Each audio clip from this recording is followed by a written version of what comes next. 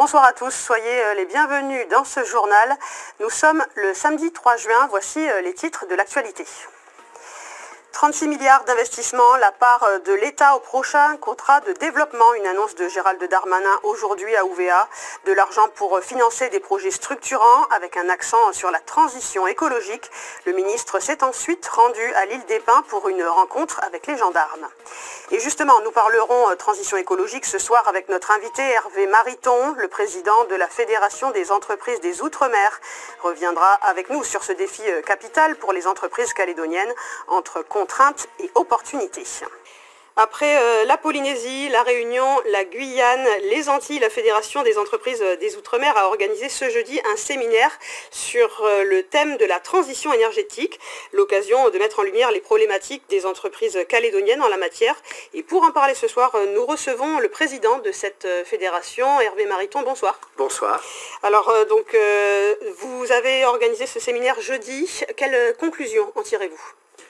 Il se passe des choses, et il se passe des choses positives en Nouvelle-Calédonie. Et c'est bien parce que l'enjeu de la transition énergétique est importante. L'économie de la Nouvelle-Calédonie, comme dans d'autres outre-mer, est très carbonée. Le transport, les importations, plus ici la mine et la métallurgie. Et tout ça exige des solutions. Il y a des contraintes, clairement, pour sauver le climat sur la planète, mais il y a aussi des opportunités de développement des entreprises. Et la transition énergétique, elle avance en Nouvelle-Calédonie. Tous les travaux autour du schéma de transition énergétique de la Nouvelle-Calédonie ont donné des résultats au fil du temps. Et il y a une ambition qui est posée pour demain. Simplement, c'est à la fois le plus facile qui a été fait, mais il a été bien fait et c'est heureux. Et ça crée vraiment une île de lumière dans un horizon économique, un climat économique qui est tout de même assez morose avec les inquiétudes institutionnelles. Mais ça, c'est bien et c'est vraiment très bien. En même temps, ce qui reste à faire est plus difficile. Ce qui reste à faire est très lié à l'enjeu de la mine et de la métallurgie.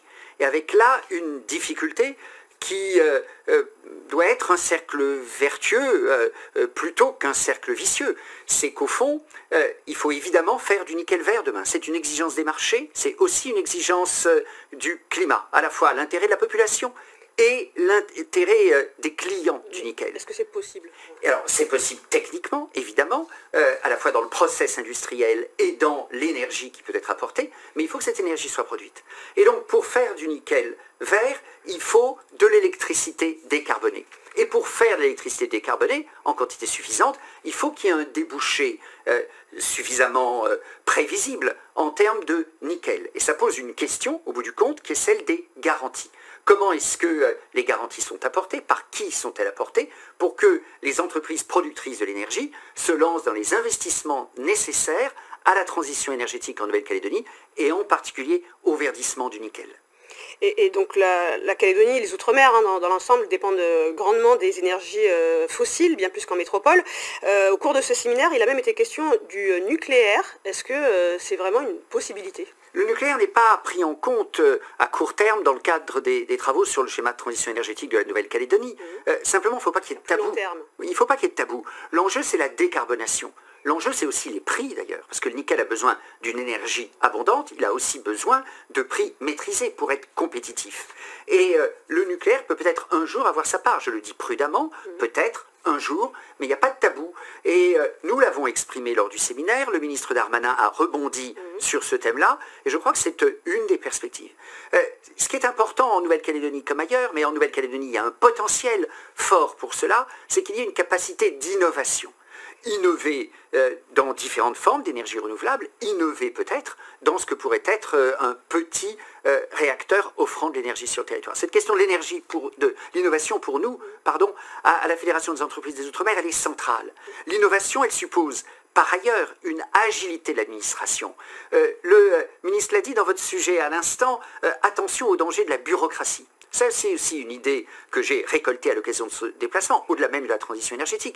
C'est qu'il y a une French Tech dynamique en Nouvelle-Calédonie. Il y a un potentiel d'innovation. Il y a des opportunités, vraiment ? Il y a des opportunités pour la transition énergétique, en bonne part, mais pas que.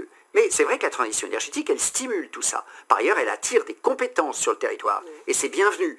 Mais pour ça, il faut par exemple que les aides de l'État à l'investissement soient accordées plus rapidement. On est aujourd'hui sur le territoire, comme dans d'autres collectivités du Pacifique, collectivités françaises du Pacifique, sur des délais qui sont beaucoup trop longs.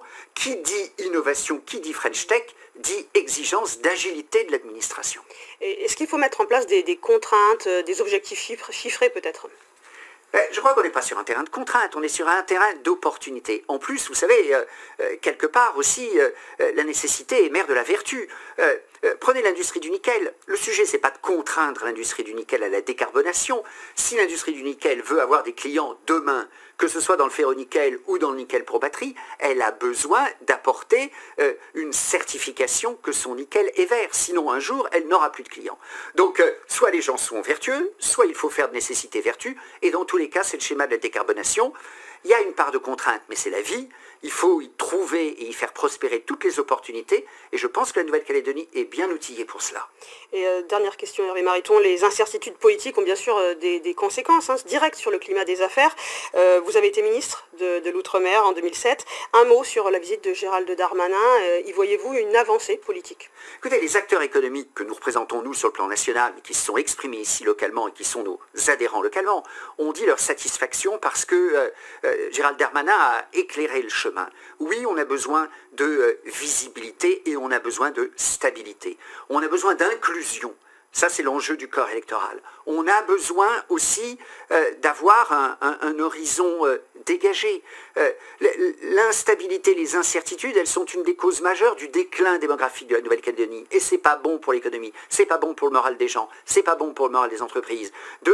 Cette grisaille un peu qui existe, dans laquelle heureusement la transition énergétique émerge. Par ailleurs, nous insistons à la FEDOM, avec nos adhérents ici sur le terrain, les entreprises de Nouvelle-Calédonie, sur le fait que le débat institutionnel est important, et le ministre s'y attelle.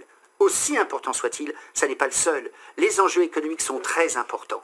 Oui. Aussi, et ils font partie de l'avenir du pays, parce que sans institutions stables, lisibles et prévisibles, l'économie ne prospérera pas, et ce sera mauvais pour la société calédonienne et pour le peuple calédonien, mais sans économie prospère, les institutions auraient aussi du mal à tenir. Merci beaucoup Hervé Mariton d'avoir accepté notre invitation ce soir. Merci.